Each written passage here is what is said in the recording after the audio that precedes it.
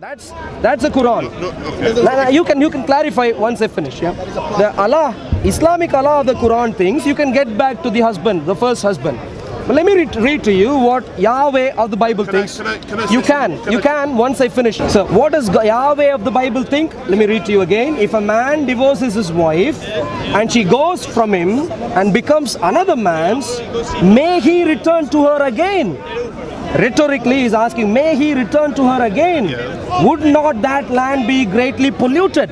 So Yahweh of the Bible thinks the moment you leave, you can't come back. It's a one-way street.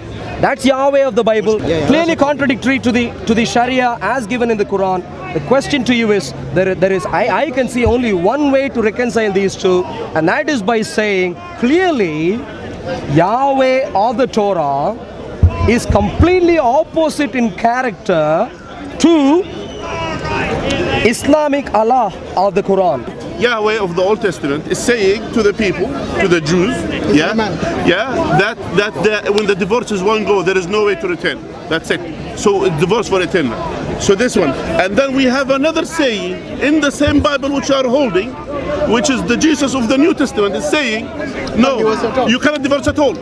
Now here, can't you see there is again contradiction between this and this? Can you see that? The New Testament says a man is not allowed to divorce unless there is sexual immorality involved. So, does the New Testament allow divorce? Yes, it does. You claim it's a contradiction between the Old Testament and the New Testament, and I'd like to tell you it's clearly not a contradiction. You have understood a meaning of contradiction incorrectly. This is the point. If you are allowed to be married to one person and then go marry some other person and then come back to the same person, what that would lead to is basically a disrespect for the institution of marriage. Because you can go anywhere around. Consider this. Old Testament, New Testament, same principle, and then comes along Quran. Quran goes against this principle by saying, if you want to marry him again, go to another man and then come back. That is what I call exact polar opposite and contradiction. Okay. I will answer. By the way, I'm not running away from the answer. For us, we never claim, Muslims, we never claim that Allah is Yahweh. Perfect. We never claim this. Good. Yeah, we never claim this. For you to know. Yeah, excellent. Excellent. We never claim this. Absolutely. And as well. Yeah, of course. Very good. Thank you. I don't need to do it. We are agreeing on that, so thank you. Allah mentioned to us in the Quran about His name. And He named Himself, Tabaraka wa Ta'ala, as Allah. And He named Himself as will reveal on the tongue of the Prophet ﷺ, on the Quran or on the tongue of the Prophet ﷺ. Allah has 99 names of the ones we are aware of nowadays. None of them is Yahweh.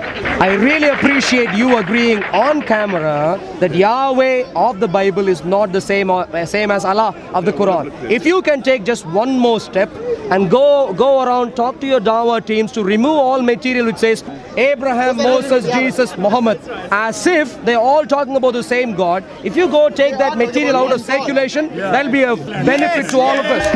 We agree on that? You agree on that? You are apparently an expert here. You agree? You agree? Exactly. No, one second. Islamic Allah of the Quran is polar opposite of Yahweh.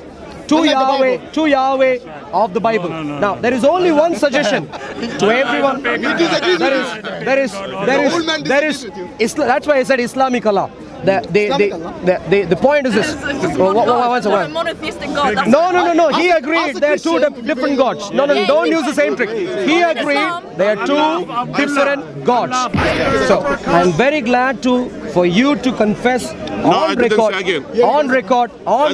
that Islamic Allah is contrary, polar opposite to Yahweh of the Bible. Now, God of the Bible was merciful. He was saying, I'll forgive you, come back to me. But then he goes on to make this remarkable statement, which I want every single listener to take it to their hearts carefully. What did he say? Lift up your eyes to the desolate heights and see. Where have you not lain with men? Sexual promiscuity. Where haven't you done that? And then he went on, by the road you have sat for them, like an Arabian in the wilderness. Wow.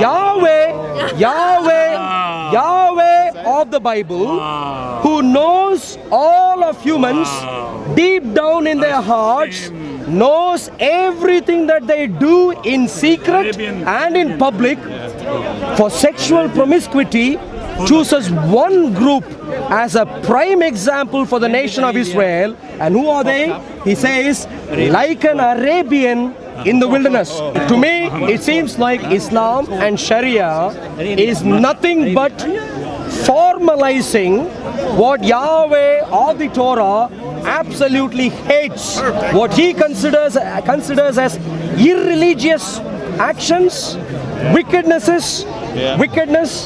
That is what seems to be enshrined in quote-unquote religion in Islam. Hear what I'm saying. I said we never claimed Allah is equal to Yahweh. We never claimed this.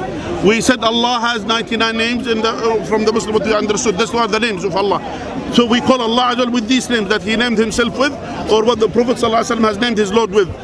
In us, amongst us, we don't name Him Yahweh. You are saying they don't share the same name. I am saying they don't even seem to share the same nature. Contrary viewpoints, directly opposite, and therefore it's an obvious conclusion that they are both not the same. And that is where my suggestion to you is, once you have understood the point I am making, to go and tell all your Islamic Dawah friends, never ever to go around saying Muhammad worship Yahweh of the Bible, or I didn't say you said that. If you can go around and say Muhammad has no connection with Abraham, Moses, sexual promiscuity of any degree is anti-God. All the women should know it, and all sensible men should know it. One wife is the only formal thing God Yahweh gave to His people. Anything beyond that, like in the case of Solomon, like in the case of Jacob and so on, were never approved formally, given as a matter of law by Yahweh of the Bible. Except in Sharia, in Islamic view, you have it.